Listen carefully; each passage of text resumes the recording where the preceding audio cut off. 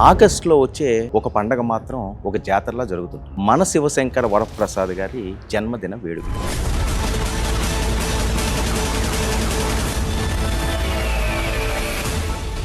ఎలా అనిపిస్తుంటారు sir August month వచ్చేసరికి చిరంజీవి గారు పుట్టినరోజు అనేసరికి? ఇప్పుడు అనిపిస్తుంది ఏజ్ పెరగకుండా ఇంకా అలా ఆగిపోతే బాగుంది అనిపిస్తుంది. చిరంజీవి గారితో సినిమా చేయడం, దర్శకుడిగా మీరవుతారని ఎప్పుడన్నా అనుకున్నారా? ఠాగూర్ సినిమా అన్నయ్య నాకు ఇవ్వటం, ఒక్కసారిగా 100 మెట్లు ఒకేసారి ఆయన చేపట్టి పైకి లాగాను.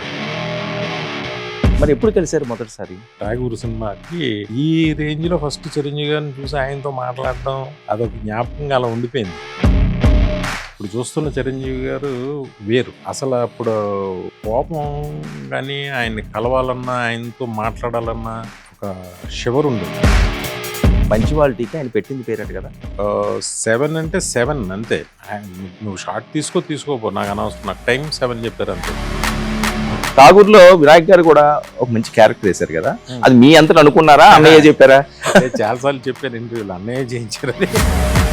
సరే, డాన్సుల విషయానికి వస్తే ఈ ఏజ్ లో ఉన్న చిరంజీవి గారు వాళ్ళు డాన్స్ కింగ్. ఆయన సాంగ్ ముందు నేను పెద్ద డాన్సర్ కదా అని తేలిగ్గా తీసుకోవచ్చు. చరణ్ ని చూసిన చిరంజీవి గారు వారసుడిగా ఈ వస్తున్న నేపథ్యం అది అసలు మహావృక్షం అయిపోయింది. అది పెద్ద సినిమాలో చూసి నాకైతే అసలు ఇంకెవరు కనిపించలేదు కదా. ఆ సినిమా ఆడడానికి ఏకైక కారణం చరణ్ బాబు. అది ఇనానిమస్ గా ప్రతి వాళ్ళు అనేది రామ్ చరణ్ యాక్టింగ్. వివి వినాయక్ గారు మళ్ళీ ఏమైనా ఇంకో సినిమా పడుతుందా? ఏమైనా ఉందా? స్క్రిప్ట్ ఏమైనా రెడీ అవుతుందా? నా ప్రయత్నం అయితే చేస్తుంది, ఆకుండా ప్రయత్నిస్తున్నాను. నమస్తే, వెల్కమ్ టు 99 టీవీ. నేను వర్మ. జాతర మొదలైంది. అదేంటి ఈ టైంలో జాతర అంటే, ప్రధానంగా తెలుగు ప్రజలందరికీ కూడా వినాయక చవితి, దసరా, సంక్రాంతి పెద్ద పండుగలుగా భావిస్తాం. ఆ రకంగానే చేసుకుంటారు, దీపావళితో సహా. కానీ ఆగస్టులో వచ్చే ఒక పండగ మాత్రం ఒక జాతరలా జరుగుతుంటుంది. అదే మన శివశంకర వరప్రసాద్ గారి జన్మదిన వేడుకలు. ఆగస్టు 22 అంటే అదొక పెద్ద పండగలాగే మెగా ఫ్యాన్స్ భావిస్తుంటారు. మరి ఆ పెద్ద అన్నయ్యతో ఉన్న సంబంధాలు, అనుబంధాలు చాలామంది దర్శక నిర్మాతలకు ఉన్నాయి. అందులో ఆ అన్నయ్యకి ఇష్టమైన ఒక తమ్ముడితో ఈరోజు చిరంజీవి గారి బర్త్డే స్పెషల్గా ఒక ప్రత్యేక ఇంటర్వ్యూ చేసే ప్రయత్నం చేద్దాం. ఆయనే స్టార్ డైరెక్టర్ వివి వినాయక్ గారు. సార్ నమస్తే సార్. వినాయక్ గారు అన్నయ్య గారు పుట్టినరోజు ఎలా అనిపిస్తుంటారు సార్ ఆగస్టు మంత్ వచ్చేసరికి చిరంజీవి గారు పుట్టినరోజు అనేసరికి? మాకు చిన్నప్పుడైతే సార్ మా వీధిలో సినిమాలు వేసేవాళ్ళం. చిరంజీవి గారి సినిమా వేసి అందరికి స్వీట్స్ పంచేవాళ్ళం. అదొక హ్యాపెనింగ్ డే. అందరికీ ఒక 3 రోజుల ముందు నుంచి ఒక సరదా వాతావరణం ఉండేది అందరికి. పూనకాల లోడింగ్ అంటే సరదాగా ఫ్యాన్స్ అందరు కలవటం, ఇదంతా చేసేవాళ్ళం. ఇప్పుడు అనిపిస్తుంది నిజంగా ఏజ్ పెరగకుండా ఇంకా అలా ఆగిపోతే బాగుంది అనిపిస్తుంది బర్త్డేలు. సార్, అసలు చిరంజీవి గారితో సినిమా చేయడం, దర్శకుడిగా మీరవుతారని ఎప్పుడన్నా అనుకున్నారా? నేను దర్శకుడిని అవుతానని అనుకున్నాను, కానీ చిరంజీవి గారితో సినిమా చేసే అవకాశం వస్తుందని మాత్రం అదృష్టంగా అది వస్తుందని మాత్రం నేను అనుకోలే. బట్ అది ఊహించకుండా చాలా ఎర్లీగా వచ్చింది. అవును సార్. బహుశా అప్పటికి ఆయన డైరెక్ట్ చేసిన వాళ్ళు అతి చిన్న వయసు ఉన్నవాడు నేనే.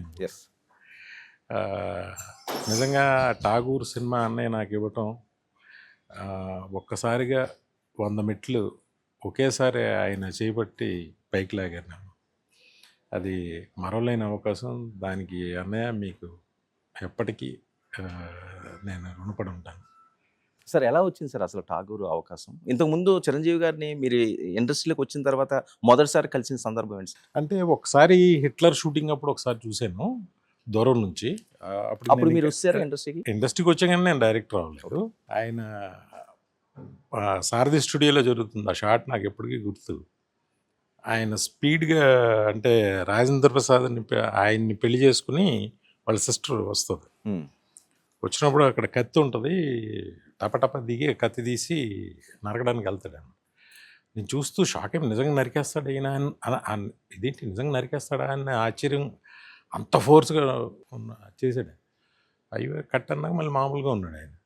బాబు నిజంగా నరికేస్తాడా అని ప్రవేశం చేస్తారు ఆయన పాత్రలో అనిపించింది నాకు. అలా ఉండిపోయాను ఒక 10 సెకండ్స్. అయితే షార్ట్ జరుగుతుంటే నాకు టెన్షన్ అదొకలాగా. చూస్తూ దూరంగా. కానీ నేను ఎప్పుడు కలవలేదు ఆయన వెళ్ళి. సార్. ఆయన కలవడానికి ఉండేది కదా ఆ రోజుల్లో అసలు. అంటే అప్పుడు కానీ ఇప్పుడు కానీ ఆయన కలవడం చాలా కష్టం. ఒక దీని కింద ఉంటుందన్నమాట. ఆయన ఉన్న ప్లేసే ఒక ఒక కింగ్డమ్‌లా ఉంటది. సార్ మరి ఎప్పుడు కలిసారు మొదటిసారి? మొదటిసారి నేను ఇలా ఫేస్ టు ఫేస్ కూర్చున్నానన్నమాట. 'ఠాగూర్' సినిమాకి అంతకుముందు మీరు కలలేదా? కలవలే. ఓకే. ఈ రేంజ్‌లో ఫస్ట్ చిరంజీవి గారిని చూసి ఆయనతో మాట్లాడడం అదొక జ్ఞాపకంగా అలా ఉండిపోయింది. సార్. ఆయన అప్పుడే మురళీమోహన్ గారు వచ్చారు. ఆయన ఏదో దోస తింటానన్నారు. టిఫిన్ చేస్తానంటే దోసలు ఏవి వచ్చినాయి, ఆయన నాకు కూడా వడ్డించారు ఆయన.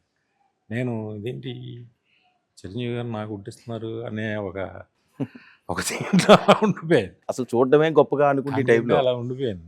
అది 'ఠాగూర్' సినిమా చేయటానికి ఫస్ట్ మీటింగ్ అనమాట అది. సార్ ఎలాగా ముందు ఆయనే అన్నారండి వినాయక్ గారిని దీనికి తీసుకుందాము, వినాయక్ గారితో ఆయన అంటే నా దగ్గరికి రాజా రవీంద్ర వచ్చాడండి. ఓకే. వచ్చి అన్నయ్య రమ్మంటున్నారు మిమ్మల్ని కలవాలని. ఏమనుకున్నారు ఆ టైంలో మీరు? నేనేమో ఎందుకు పిలిచారో అసలు ఇదని తెలియదు అసలు. ఇదేం తెలియదు. ఏదైనా సినిమా ప్రపోజల్ అయి ఉండొచ్చు. బట్ ఈ సినిమా అని ఇంకోటని ఏం తెలియదు. ఏంటి అని అంటే తనేం చెప్పలేదు నాకు. డైరెక్ట్గా షూటింగ్ జరుగుతుంది. ప్యాకప్ ఒక అరగంట ఎర్లీగా ప్యాకప్ చేసి కొన్ని షాట్లు రేపు తీద్దామని చెప్పి వదిలేసి వెంటనే బయలుదేరి వెళ్ళా. వెళ్ళగానే ఆయన ఇంటికి వెళ్ళా డైరెక్ట్గా. వెళ్తే అప్పుడు జరిగింది సంగతి. అయిన తర్వాత ఆయన అడిగారనమాట, రమణ సినిమా చూసారా అంటే, నేను అంతకు ముందుకు 2 days ముందే చూశాను. నేను ఓకే. 2-3 days ముందు చూశాను. చూసి ఇది చిరంజీవి గారు చేస్తే భలే ఉంటుంది అని అనుకుని మైండ్లో కొన్ని రన్ అవుతాయి కదా, ఆయనకి చెప్పాను. అంటే ఎందుకు ఆడుద్ది, పాటలు లేవు, ఏం లేవు, ఎందుకు ఆడుద్ది అన్నారు. లాస్ట్లో అంటే నేను చెప్పా, పాటలు ఉండాలండి, ఫైట్లు ఉండాలి,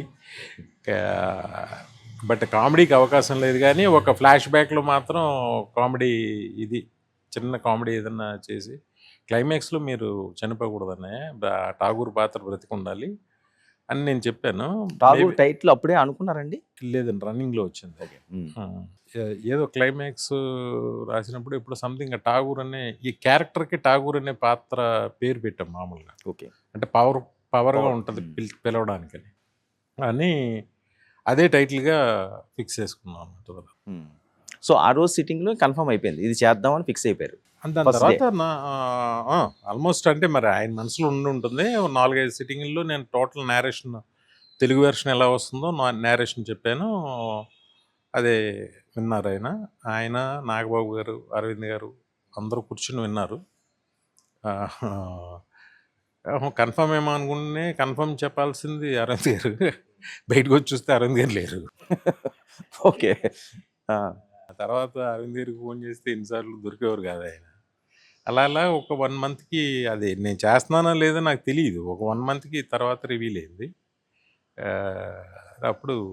అప్పటి నుంచి సార్ చిరంజీవి గారు యంగ్ డైరెక్టర్స్ని ఏదైనా వాళ్ళు మంచి హిట్లు కొట్టినప్పుడు, మంచి మూవీ తీసినప్పుడు డైరెక్ట్గా ఆయనే ఫోన్ చేసి ప్రశంసించడం చాలా బాగున్నారు. మీకేమైనా కితాబులు వచ్చినాయా ఈ కళకు ముందు మీ హిట్ సినిమాలు చూసి?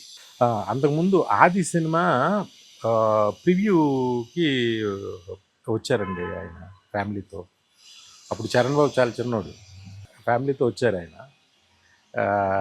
వచ్చి సినిమా నేను బయట నుంచొని ఉన్నాను, మామూలుగా విష్ చేశాను. విష్ చేసి చాలా బాగా తీసావమ్మా, చాలా బాగుంది సినిమా, ఆ అబ్బాయికి టైలర్ మేడ్గా ఉంది, చాలా బాగుంది సినిమా అని అన్నారు.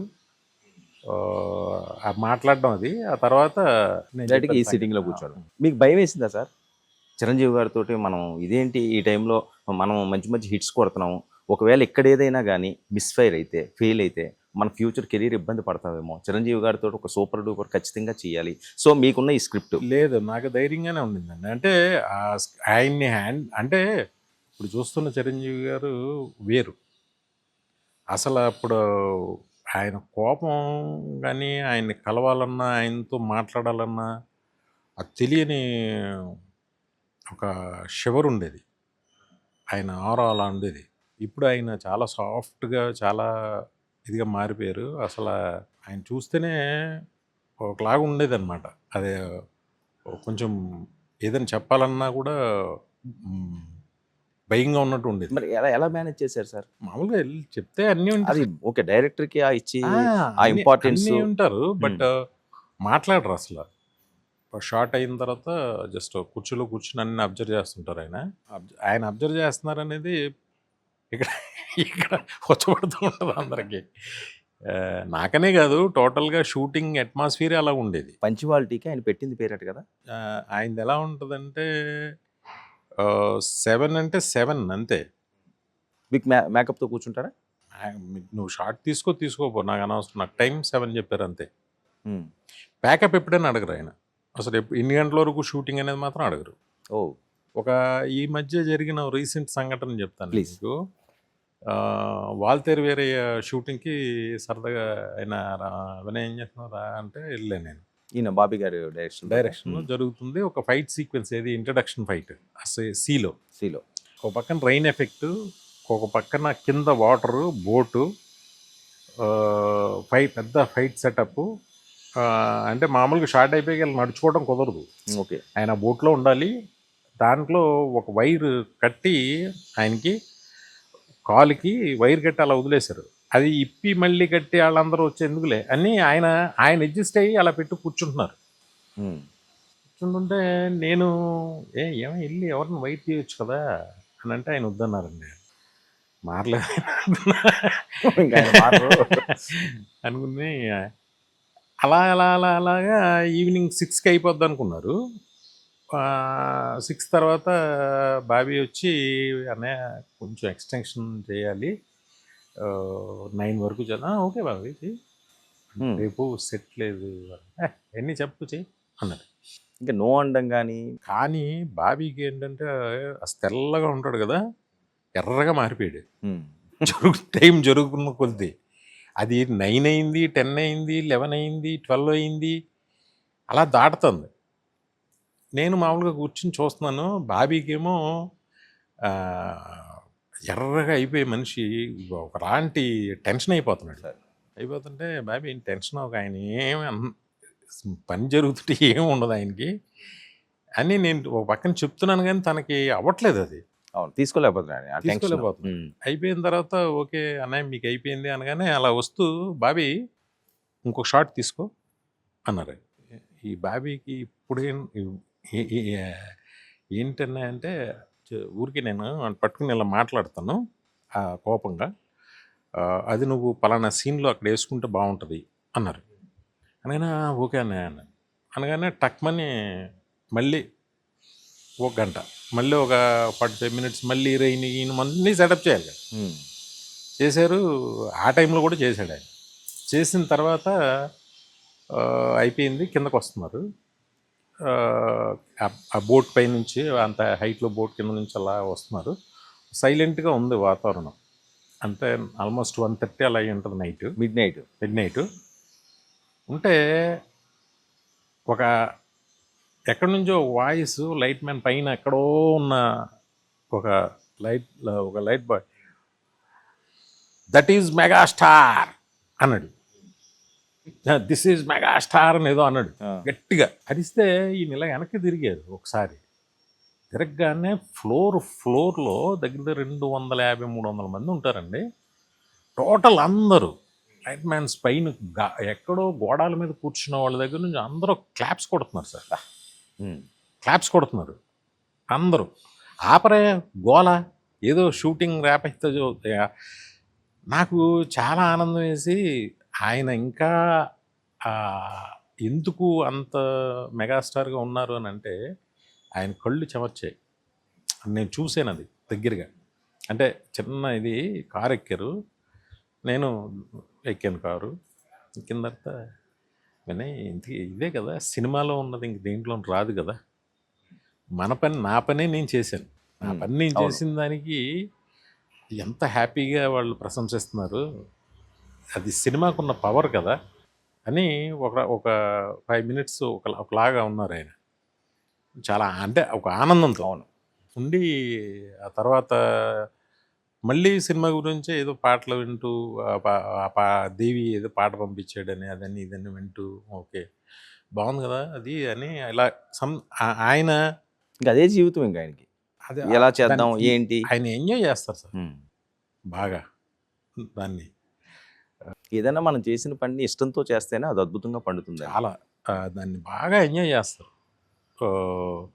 మార్నింగ్ 4కి లేస్తారు, ఆ రోజు సీన్ తీసుకుంటారు, ఆ బాల్కనీలో కూర్చొని ఏదో కాఫీ తాగుతూ ముందు రోజే సీన్స్ ఇచ్చేస్తారా? తీసుకుంటారు ఆయన. ఓకే, ఖచ్చితంగా సీన్ తీసుకుంటారు. తీసుకుంటారు. ఆయనకి ఆల్మోస్ట్ ఒక డైరెక్టర్కి కథ ఎంత ఎలా తెలుస్తుందో ఆయన్ని అలా తెలుసుకుంటారు. ఏమైనా చిన్న చిన్న షార్ట్స్ అవి సజెస్ట్ చేస్తుంటారండి, ఇలా కాదు ఇలా చేద్దాం, లేకపోతే ఇది ఇలా చేసి ఇలా చేద్దాం, అలాంటివి ఏమైనా ఉంటుంటాయా? మీకు ఠాగూర్లో అలాంటి సిచ్యువేషన్ ఏమైనా వచ్చిందా? చెప్తారండి, చెప్తారు. ఇది సేఫ్టీకి షార్ట్ తీసి పెట్టుకోండి, మీకు ఎడిటింగ్లో పడితే వేసుకోండి బాగుంటుంది, ఇలాంటివి చెప్తారండి ఆయన. ఎన్ని డేస్ పెట్టింది సార్ ఏది ఠాగూర్ షూటింగ్? Maybe 70-80 days. అప్పుడు బాగా బిజీగా ఉండేవారు కదా చిరంజీవి గారు. కాల్ షీట్లు దొరకడం అంటే అదొక అద్భుతమే కదా మరి. అంటే మీ టైమింగ్ మీదే, ఒకవేళ మిస్ అయినా లేకపోతే ఆ టైంకి రాలేకపోయినా అలాంటివి ఏమైనా ఉంటాయా? ఆ బ్యాలెన్స్ చేసేవారా? ఉండవు, షూటింగ్ ప్లాన్ చేసుకుంటే చేసినట్టు అయిపోతుంది అంతే, అసలు ఏముండదు. ఠాగూర్లో వినాయక్ గారు కూడా ఒక మంచి క్యారెక్టర్ వేశారు కదా, అది మీ అంతటి అనుకున్నారా, అన్నయ్య చెప్పారా? చాలాసార్లు చెప్పాను ఇంటర్వ్యూలో, అన్నయ్య చేయించారు అది. ఎందుకు ఆయనకి ఎందుకు వచ్చింది అసలు? నేను ఆ క్యారెక్టర్ గురించి ఒక సోడా బుడ్డి కళ్ళద్దాలు పెట్టుకున్న ఒక అబ్బాయి అలా ఏదో ఒక అబిట్స్లో ఒకసారి చూశాను. ఆ అబ్బాయికి ఏం నేను చేయనండి నాకు రాదని అన్నాడు. ఇలాగే కొత్త వాళ్ళతో చేద్దామని ఉంటుంది నాకు ఇప్పుడు. వీలైనంత వరకు ట్రై చేస్తాం కానీ అక్కడ అవ్వదు ఎందుకు. ఆయన ఆ రోజు ఆయన పెళ్లి రోజు ఎవరిని షూటింగ్ చేస్తారా? ఆయన పెళ్ళికి అప్పుడప్పుడు వెళ్ళి చేసుకున్నారని చెప్పేవారు. ఆ పెళ్లి రోజు టక్మని రాజరేంద్ర అన్నాడు, డైరెక్ట్ గారు అది మీరు వేసేయచ్చుగా క్యారెక్టర్ అన్నాడు. అంటే వినయ్ అవునే నీ కళ్ళు బాగుంటాయి నువ్వు చెయ్యి అన్నా. నాకు అసలు ఏం రాదని ఆయన, బాగుంటాయి నువ్వు చెప్తున్నప్పుడు ఎక్స్ప్రెసివ్గా ఉంటుంది చెయ్యి, ఎందుకు రాదా అని చేశాను అలా. సార్ ఠాగూర్లో మర్చిపోలేని అనుభవం అంటే ఏం చెప్తారు? ఇంకా నా జీవితాంతం అంతా ఇది గుర్తుపెట్టుకునేది అంటే ఠాగూర్ సినిమానే మొత్తాన్నే మర్చిపోలేనిది, గుర్తుపెట్టుకునేది అన్నీ. ఒక షూటింగ్ వైజ్గా అయితేనండి నేను దాంట్లో చిరంజీవి గారికి ఒక ఇంట్రడక్షన్ ఉండదు, జస్ట్ ల్యాప్టాప్లో కూర్చొని ఉంటుంది. ఇలా కాదు అని నేను డైలాగ్ రాసుకున్నాను. అలా కాదని నేను దాని మీద వర్క్ చేసి ఆయన ఫ్యాన్స్ కోసం వచ్చేలా వస్తారు కదా. అవును, ఆ ప్రతి సినిమాలోనూ ఉంటుంది అది. కానీ నేను అదేంటంటే ఆల్రెడీ ఉన్నదే చేస్తూ ఉంటారు, నేను సపరేట్ తీయాలని.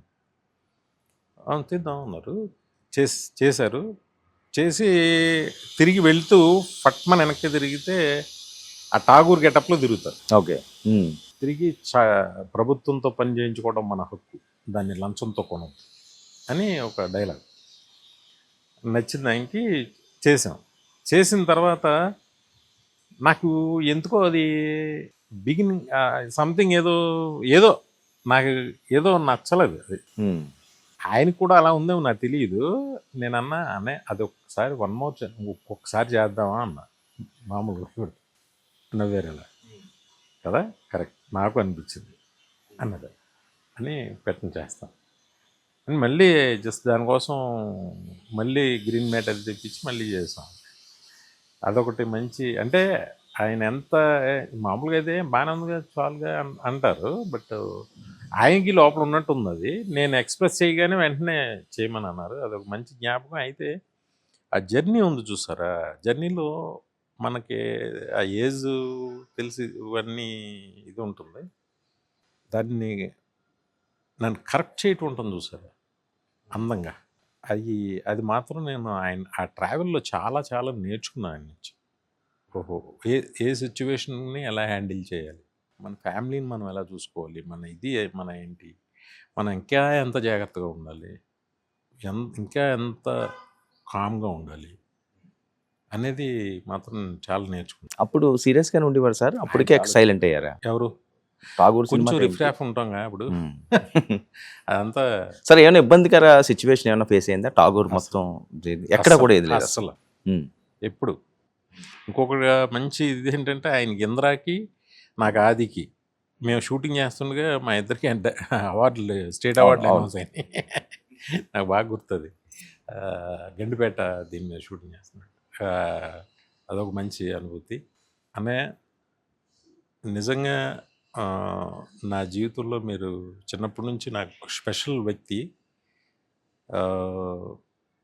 మేము అంటే నేను ఏది చేసినా మీరున్నారు అనే మీ మీద ఉన్న భయభక్తులు నాకు మాత్రం ఎప్పుడూ ఉంటాయి. మీ చెవికి ఎప్పుడు నా గురించి మంచి మాటే తప్ప చెడ్డ మాట పడకూడదు, వినపడకూడదు అని ప్రతి క్షణం నేను అనుకుంటాను. ఆ జాగ్రత్తగానే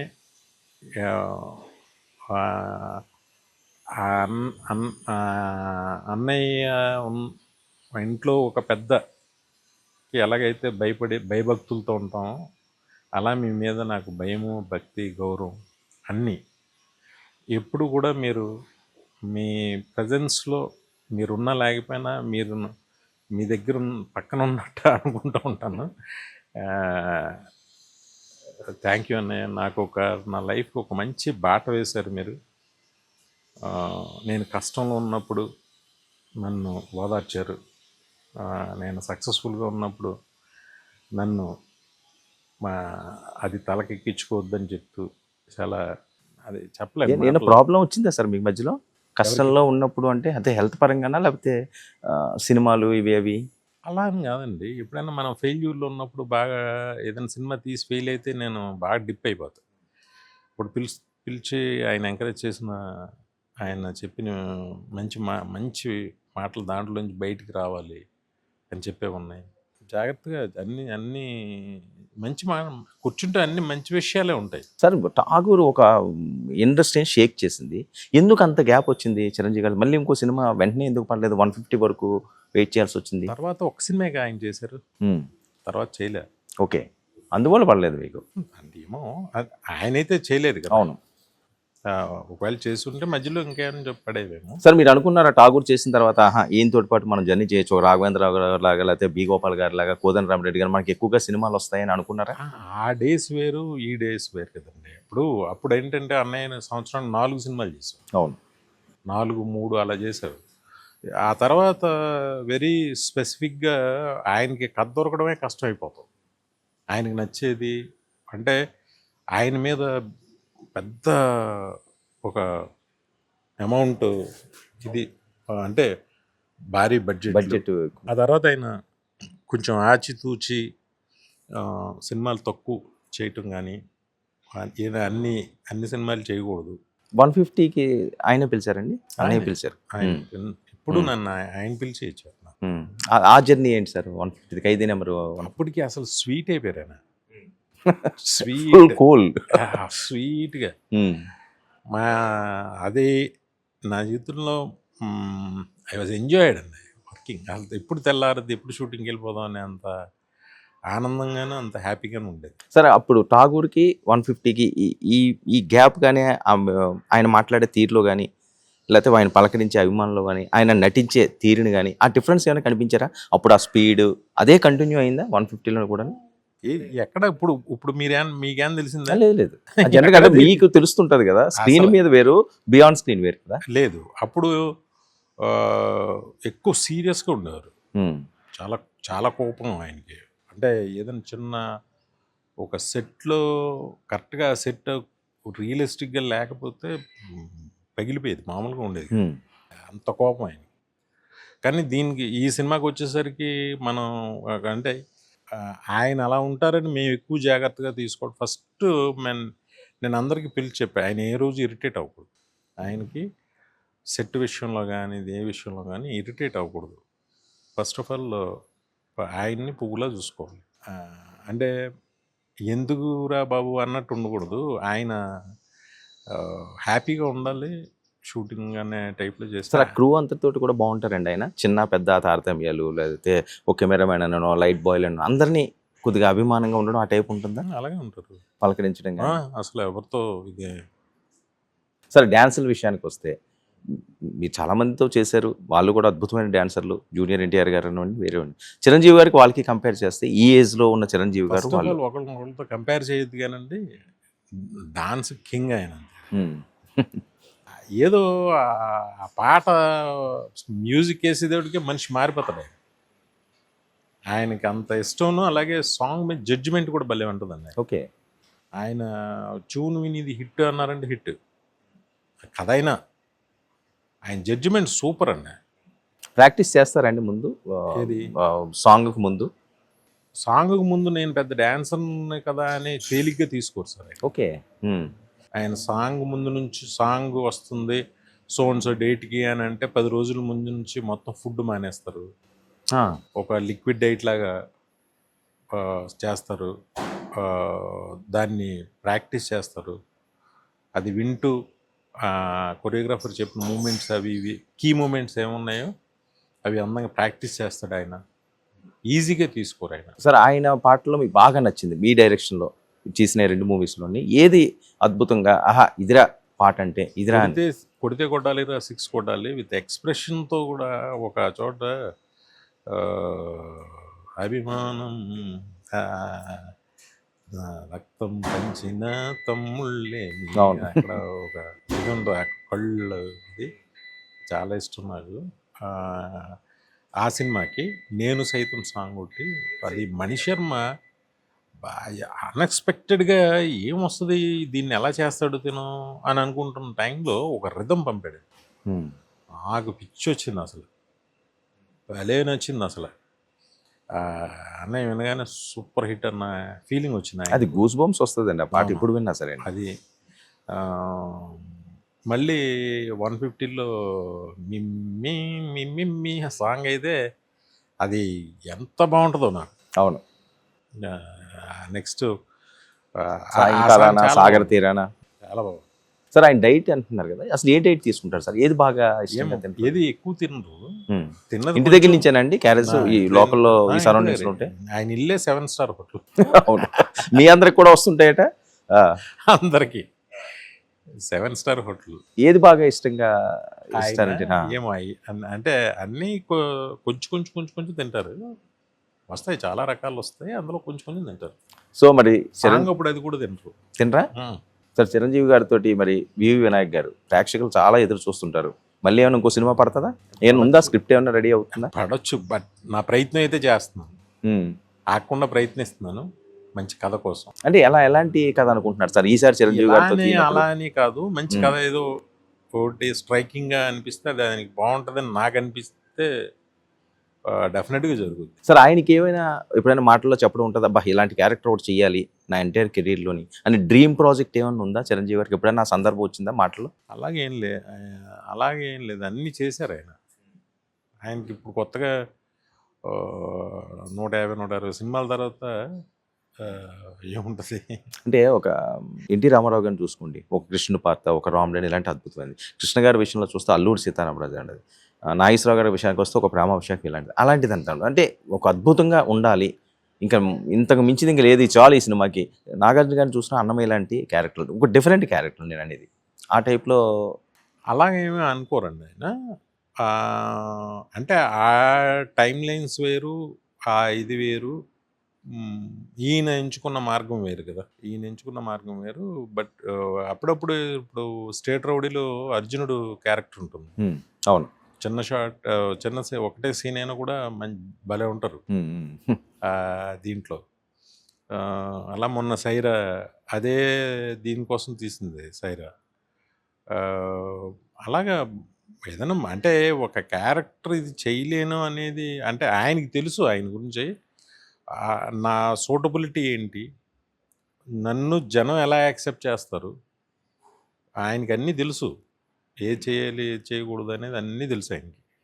సార్ మీకు ఏమనిపిస్తుంటుంది చరణ్ని చూసిన, చిరంజీవి గారు వారసుడిగా ఈ వస్తున్న నేపథ్యం అది అసలు మాకు మహావృక్షం అయిపోయింది అది. చిరంజీవి గారిలో అంత స్వీట్నెస్, అంత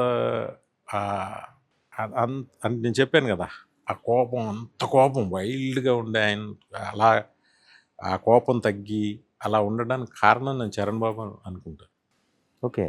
అంటే ఆయనకి ఇంకా ఎంతైనా ఇంక చరణ్ బాబు లాంటి ఒక వారసుడు వచ్చాడు నాకు అనే ఒక తృప్తి ఆ, ఆ, చాలు అనే ఆయనకి ఇంకా నాకు దేవుడు నాకు ఇచ్చాడు.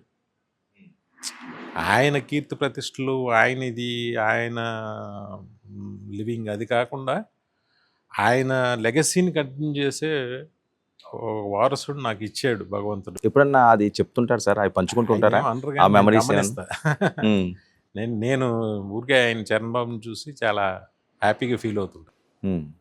అది చరణ్ బాబు కూడా ఆ ఇది ఫీల్ అవుతాడు. పెద్ద సినిమాలో చూసి నాకైతే అసలు ఏంటో అసలు ఇంకెవరు కనిపించలేదు కదా. అవును, ఇప్పుడు ఆ సినిమా ఆడడానికి ఏకైక కారణం చరణ్ బాబు.